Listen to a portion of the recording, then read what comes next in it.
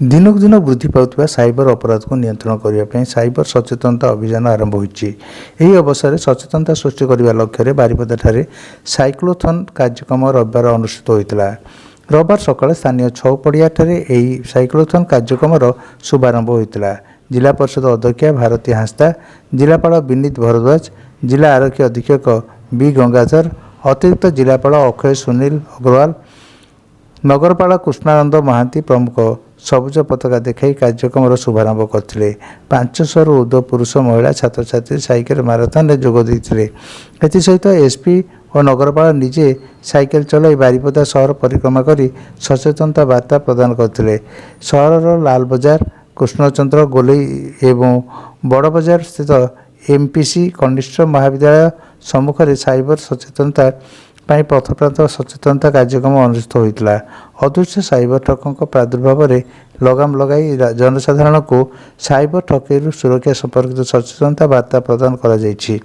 कार्यक्रम में पुलिस विभाग, गणमाध्यम, अंगनवाड़ी कर्मी, आशा कर्मी, मिशन शक्ति, महिला, एनएसएस, एनसीसी, जनप्रतिनिधि, स्वेच्छासेवी एवं विभिन्न शिक्षानुष्ठान छात्र छात्री माने सचेतनता प्लाकार्ड धरी सामिल होते। साइबर अपराध सुरक्षित रहिबा, सोशल मीडिया व्यवहार क्षेत्र में सतर्कता, पिला किपरि साइबर अपराधर सुरक्षा करेंगे, आर्थिक कारोबार समय सतर्कता, ऑनलाइन शॉपिंग रे सतर्कता, लोन आप ठकई, निजुक्ति ठकई नहीं सचेतनता कराइबा।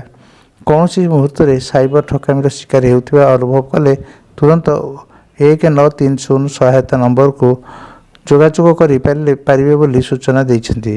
कार्यक्रम में पुलिस विभाग वरिष्ठ अधिकारी, एसडीपीओ, थाना अधिकारी और जिला प्रशासन अधिकारी मैंने उपस्थित थे। बारिपदारू रूपम स्वाई का रिपोर्ट।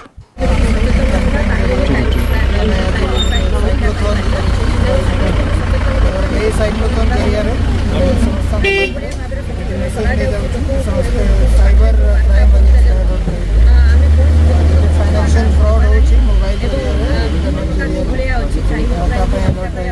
निजर बैंक डिटेल्स ओटीपी व्हाट्सएप जरिया जदि एमती किसी घटना होची सागे सागे हमको इन्फॉर्म करेंगे, समस्ते अलर्ट रहे।